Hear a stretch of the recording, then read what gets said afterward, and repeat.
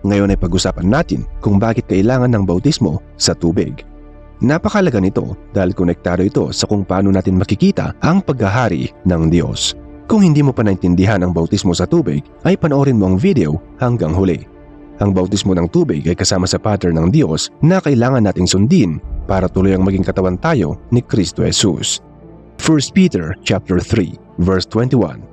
Ang tubig ay larawan ng bautismong nagliligtas sa inyo ngayon. Hindi nito nililinis ang dumi ng katawan. Ito'y pangako sa Diyos buhat sa isang malinis na budhi. Inililigtas kayo ng bautismo sa pamamagitan ng muling pagkabuhay ni Hesukristo. Itong bautismo sa tubig ay nangangahulugan ng pagkamatay at muling pagkabuhay. Ang layunin ng water baptism ay hindi upang linisin ang ating pisikal na katawan mula sa pisikal na dumi o di kaya makisali sa isang relihiyon, kundi ito ay unang hakbang para sa pagkamatay ng maruming pagkatao o budhi para sa pagkakapanganak sa malinis at bagong pagkatao. Yung maruming pagkatao ay yung pagkatao na nagmula kay Adan. Yung makasalanan na lahi ang dapat mamatay at yung bagong pagkatao dito ay yung uusbong na mabubuhay sa atin. Hindi sa laman kundi ay sa espiritu. Konektado ito sa repentance o pagsisisi na nangangahulugang hindi na babalikan ng taong nagpabautismo ang kanyang mga dating kasalanan at maruming gawain. Ito yung unang ginawa noon ni John the Baptist. Water baptism ang kanyang sinagawa sa mga tao na ang ibig sabihin ay pagkamatay sa dating maruming pagkatao. Kaya repentance o pagsisisi ang kanyang itinuturo at sinisigaw.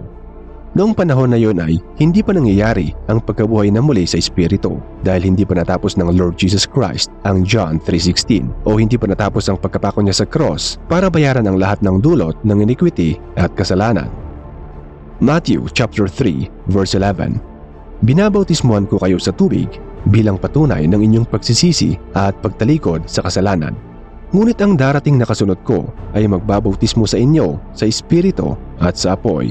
Higit siyang makapangyarihan kaysa akin, ni hindi man lamang ako karapat-dapat magdala ng kanyang sandalyas. Ito nga yung sinabi ni John the Baptist na bautismo sa pagsisisi ang kanyang pineperform, na ibig sabihin ay pagkamatay ng old self na makasalanang tao dahil sa original sin na nagmula kina Adan at Eva. At ang water baptism ay ginawa din ng Lord Jesus Christ noong siya ay nagkatawang tao para matupad ang will of Father God na sa pamamagitan ng Lord ay may panganak tayong muli sa espiritu. At sa pamamagitan nito ay magkaroon ng bagong malinis na pagkatao. Matthew chapter 3 verses 13 to 17. Dumating si Jesus sa ilog Jordan mula sa Galilea upang magpabautismo kay Juan. Ngunit tinangka ni Juan na pigilan siya at sinabi, "Ako po ang dapat magpabautismo sa inyo. Bakit kayo nagpapabautismo sa akin?" Subalit sumagot si Jesus, "Hayaan mong ito ang mangyari ngayon sapagkat itong nararapat nating gawin upang matupad ang kalooban ng Diyos." Kaya't pumayag din si Juan. Nang mabautismuhan si Jesus, kagad siyang umahon sa tubig. Nabuksan ang langit at nakita ni Jesus ang Espiritu ng Diyos na bumababang parang isang kalapati at dumapos sa kanya. At isang tinig mula sa langit ang nagsabi, "Ito ang minamahal kong anak na lubos kong kinalulugdan." Kaya ginawa ni Lord Jesus Christ ang pagpapabautismo sa tubig ay dahil nagkatawang tao siya. At kahit sabihin pa nating righteous si Mary na ginamit para ipanganak ang Lord sa laman, ay kailangan pa rin na gawin niya ang water baptism bilang representation ng pagkamatay sa flesh o sa old nature. Hindi niya ito ginawa para sa kanyang sarili, kundi ito ay ginawa niya para sa atin, para maging example at para maging ganap tayo sa susunod na pagkabuhay sa bagong pagkatao. Ito ang intindihin natin para hindi tayo mahilo. Wala na tayo sa panahon na hindi pa natapos ng Lord ang John chapter 3 verse 16. Ibig sabihin ay napakaswerte at napaka-blessed natin dahil hindi na natin kailangan pang mamatay na literal sa tubig para lang mabuhay ulit sa espiritu. Hindi katulad ng mga naunang tao noon na kinailangan pa nilang mamatay sa tubig, physically at literal ng binahaang mundo. Itong bautismo ay may process o step. Ito ay isang transition mula sa pagiging maruming tao patungo sa pagiging malinis na tao. Kailangan na mamatay ang taong dating marumi dahil sa original sin bago siya muling mabuhay. Ang kanyang bagong buhay ay ang buhay kay Kristo Jesus, na ibig sabihin ay wala na yung old nature. Patay na yon. Ulitin natin na kaya nga yung mga sinaunang tao noon ng panahon ni Noah ay namatay ng literal at nalunod sa tubig. Dahil ang layunin ng Diyos dito ay paglilinis na nire-represent ng bautismo sa tubig. Sila ay namatay para sila ay may transition sa buhay sa espiritu. Ngunit nung panahon kasi nila ay hindi pa natapos ng Lord Jesus Christ ang John 3:16, kaya literal silang namatay at napuntang mga kaluluwa nila sa Hades. Yung mga masuwayin ay naghirap, samantalang yung iba na masunurin ay natipon sa Abraham's bosom.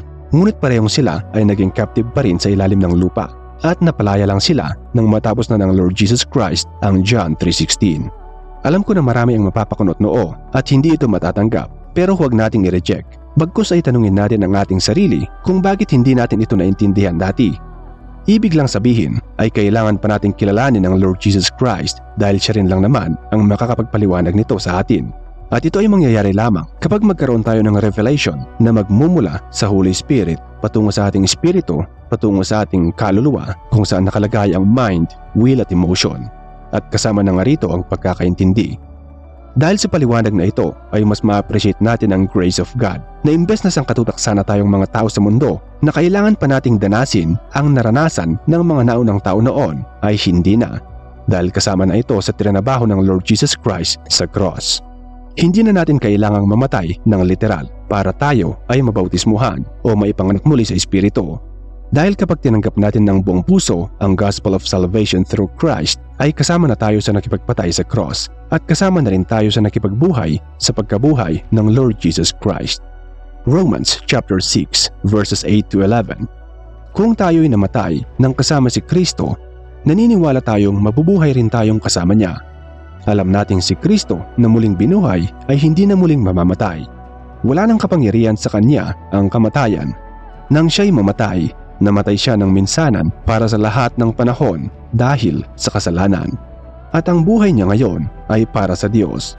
Kaya dapat din ninyong ituring ang inyong sarili bilang patay na sa kasalanan, ngunit buhay para sa Diyos, sapagkat kayo'y nakipag-isa na kay Kristo Jesus. Ito ngayong sinasabi natin na tayo ay kasama ni Kristo Jesus na namatay at kasama rin niyang nabuhay. Kaya kapag naintindihan mo ang gospel of salvation, tapos tinatanggap mo ng buong puso ang Lord Jesus Christ at nagpabautismo ka sa tubig, ay tinatanggap mo rin na ikaw ay namatay na sa kasalanan at nabubuhay ka na ngayon para sa Diyos sa pamamagitan pa rin ng Lord Jesus Christ. Ito bang dapat nating maintindihan? Noong panahon ni John the Baptist ay repentance o pagkamatay ang ibig sabihin ng ginagawa niyang water baptism dahil nga ang time nila ay before crucifixion, death, resurrection at ascension ng Lord Jesus Christ o before yung John 3:16. Kaya yung mga binautismuhan ni John sa tubig ay wala pang manifestation na kasama ang baptism ng Holy Spirit. Pero sa panahon natin ngayon ay natapos ng trabaho ng Lord Jesus Christ sa cross. Kaya kapag ginagawa natin ang water baptism sa ngayon ay may mga instances na kasabay ang manifestation ng baptism ng fire o Holy Spirit. Kaya may mga cases na yung mga nagpa-water baptism ay bigla na lang nagtatangs o di naman kaya ay nakakaramdam ng presence ng Holy Spirit. At itong Holy Spirit ay may demonstration ng power at hindi lang puro salita. Kasi nga, ang Holy Spirit ay ang Espiritu ng Diyos. Kapag ito ang dumapo sa tao na namatay sa dating sarili sa pag-perform ng baptism na mula sa puso, siya ay muling naipapanganak sa Espiritu. Ito yung sinasabi nating bagong pagkatao na umuusbong sa bagong mananampalataya ni Kristo Jesus. At babanggitin ko ulit na hindi ito dahil sa relihiyon, kundi ito ay dahil sa Espiritu ng Diyos. Pagkabuhay muli sa espiritu.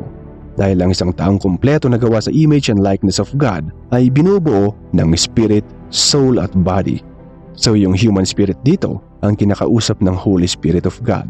Dahil nga ang communication na pwedeng gawin lang ng Holy Spirit sa atin ay spirit to spirit. Hindi pwedeng direct na yung Holy Spirit ay kausapin niya yung human soul. Dahil hindi sila magka-level. Napakalayo ng difference ng wisdom ng Holy Spirit at ng human wisdom. Hindi maintindihan ng soul o ng human wisdom ang naisipaintindi ng Holy Spirit. Kailangan na yung human spirit ang mag-transfer ng revelation patungo sa human wisdom na nasa soul area ng isang tao. Isaiah chapter 55 verse 9. Kung paanong ang langit ay mas mataas kaysa lupa, ang aking kaparaanan ay higit sa inyong kaparaanan, at ang aking kaisipan ay hindi maabot ng inyong kaisipan. Dito nga'y sinasabi kung gaano kalayo ang difference ng pag-iisip ng tao at ng pag-iisip ng Diyos. Kaya sinasabi natin na kailangan muna nating maipanganak sa espiritu bago natin maintindihan ang wisdom ng Diyos. Kaya maraming mga nagsasabing Kristiyano ang hindi nakaka-receive ng revelation from God sa Espiritu ay dahil hindi pa sila totoong nabubuhay o naipapanganak sa Espiritu. Kaya nga yung teacher ng law ng mga Hudyo noon ay hindi maintindihan si Kristo Jesus dahil maging siya ay hindi pa naipanganak sa Espiritu. John chapter 3 verses 1 to 12. May isang Pariseo na nagngangalang Nicodemo na pinuno ng mga Hudyo. Isang gabi, pumunta siya kay Jesus at sinabi, "Rabay, nalalaman po namin kayo isang tagapagturong mula sa Diyos, sapagkat walang makakagawa ng mga himalang ginagawa ninyo kung wala sa inyo ang Diyos." Sumagot si Jesus, "Tandaan mo ang sinasabi kong ito. Malibang ipanganak na muli ang isang tao, hindi niya makikita ang paghahari ng Diyos." Paanong may papanganak pang muli ang isang taong matanda na? Makakapasok pa ba siya sa sinapupunan ng kanyang ina para muling ipanganak? Tanong ni Nicodemo. Sagot naman ni Jesus, "Tandaan mo ang sinasabi kong ito. Malibang ang isang tao ay panganak sa pamamagitan ng tubig at ng Espiritu, hindi siya makakapasok sa kaharian ng Diyos. Ang taong ipinanganak sa laman ay laman, at ang ipinanganak sa Espiritu ay Espiritu. Huwag kang magtaka sa sinabi ko sa iyo. Kayong lahat ay kailangang ipanganak na muli. Umiihip ang hangin kung saan nito nais at naririnig mo ang ugong nito. Ngunit hindi mo alam kung saan ito nanggagaling at kung saan pupunta. Ganoon din ang bawat ipinanganak sa Espiritu." Paano pa mangyayari iyon? Tanong ni Nicodemo. Sumagot si Jesus, "Guro ka pa naman sa Israel. Hindi mo naunawaan ang mga bagay na ito? Pakatandaan mo, ang sinasabi namin ay nalalaman namin at ang pinatotohanan namin ay nasaksihan namin. Subalit hindi ninyo tinatanggap ang aming patotoo. Kung hindi ninyo pinaniniwalaan ang mga sinasabi ko tungkol sa mga bagay dito sa mundo, paano pa ninyo mapapaniwalaan ang sasabihin ko tungkol sa mga bagay doon sa langit?" Dito sa ating nabasa ay tinuturo ni Lord Jesus Christ ang patungkol sa ibig sabihin ng bautismo, at ang layunin nito ay ang transition sa pagkakapanganak sa Espiritu. Ito ay hindi na maintindihan ng teacher ng Israel dahil ito ay nasa spiritual na pagkakaintindi. Kaya ang water baptism ay hindi lang isang ritual o isang gawain na ginagawa ng nais maging follower ng Diyos through Jesus Christ, kundi ito ay ginagawa natin para tayo ay makasama sa pagiging katawan ni Kristo Jesus. Kaya nga sinasabi ko sa inyo na hindi relihiyon ang kaligtasan nating mga tao. Bagamat malaki ang tulong ng relihiyon sa atin, ay hindi relihiyon ang tatak para tayo makasali sa kaharian ng Diyos, kundi ay kailangan nating may panganak sa Espiritu. Kailangan makuha natin ang bagong pagkatao para sa Diyos. John chapter 7 verses 37 to 39. Sa kahuli-hulihan at pinakatanging araw ng pista, tumayo si Jesus at nagsalita ng malakas. "Kayong mga nauuhaw ay lumapit sa akin at uminom.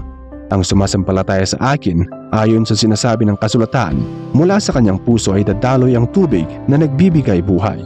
Ang tinutukoy niya ay ang Espiritong tatanggapin ng mga sumasampalataya sa kanya, sapagkat hindi pa naipagkakaloob noon ang Espiritu dahil si Jesus ay hindi pa nilawalhati. Pero ulitin natin na sa panahon natin ngayon ay natapos na ng Lord Jesus Christ ang John 3:16. Kaya anumang oras na tanggapin mo ang Lord Jesus Christ ay makukuha mo rin ang Santo Espiritu. Ang Lord Jesus Christ na mismo ang nagsabi dito na Espiritu ang tatanggapin ng sumasampalataya sa Kanya. At ito yung bagong pagkatao. Ito yung mensahe ng Gospel of Grace. Ito ay ginawa ni Kristo Jesus para malaya nating makamtan ang pagkabuhay sa Espiritu at makita ang paghahari ng Diyos. Ang Kingdom of God ay hindi katulad ng inaasahan ng marami sa atin na kaharian na pupuntahan natin, kundi ito ay itatanim pala sa loob natin kung tayo ay napaging anak ng Diyos sa Espiritu. John chapter 18 verse 36. Sumagot si Jesus, "Ang kaharian ko'y hindi sa sanlibutang ito. Kung sa sanlibutang ito ang aking kaharian, ipinaglaban sana ako ng aking mga tauhan upang hindi maipagkanalo sa mga Hudyo. Ngunit hindi mula sa sanlibutan ito ang aking kaharian." So ito nga yung pinapaliwanag ng Lord Jesus na ang kaharian niya ay hindi tulad ng worldly kingdom, kundi ang kingdom ng Diyos ay spiritual kingdom na puno ng righteousness at holiness. At makikita lang ito ng taong naipanganak sa Espiritu. Hinding-hindi ito pwedeng makita ng mga taong relihiyoso dahil ang mindset na pagiging relihiyoso ay para lang dito sa worldly wisdom. Kaya kung gusto nating makita ang paghahari ng Diyos, ay magpabautismo tayo sa tubig at espiritu. Dahil ang ibig sabihin nito ay pagkamatay sa worldly na mga bagay at pagkapanganak sa mga spiritual na mga bagay. Pagkapanganak sa espiritu para makita ang paghahari ng Diyos. Hangarin natin ang pagkakaintindi sa bagay na ito upang tuluyan tayong mamatay sa old nature natin. Dahil ito ang pinakatinuturo sa atin ng Scripture, ang maging bagong nilalang sa espiritu. Hindi tayo nag-aaral ng mga scripture sa Bible para may pang-debate tayo sa iba't ibang Christians na hindi pareho ang ating relihiyon, kundi ay pinag-aaralan natin ng scriptures para ma-explain sa atin kung paano tayo may papanganak sa espiritu at kung paano tayo makapag-operate sa mga spiritual na bagay. Kaya kung hindi ka pa nabautismuhan, magpabautismo ka ng buong puso at isuko mo ang iyong sarili sa Diyos. Hayaan mong mamatay ang iyong old nature o ang makamundong pagkatao para naman mabuhay ang bago at ang spiritual nature na para kay Kristo Jesus. At kung nabautismuhan ka naman na dati sa tubig pero wala pa rin nagbago sa buhay mo at makamundo ka pa rin, magpabautismo ka ulit at sa pagkakataong ito ay magpabautismo ka ng totoo. Magsisi ka ng tunay at mapapasa iyong regalo ng Diyos, ang bagong buhay na dala ni Kristo Jesus. Marami pang aral sa bautismo pero yan ay gagawin natin sa mga future videos. Sa pagtatapos ay iiwan ko ang nasa Matthew chapter 6 verse 33. Ngunit higit sa lahat ay bigyang halaga ninyo ang kaharian ng Diyos at ang pamumuhay ng ayon sa kanyang kalooban at ibibigay niya sa inyo ang lahat ng mga bagay na ito. Sana ay nakatulong ang video na ito at maraming salamat sa panonood. God bless sa inyong lahat.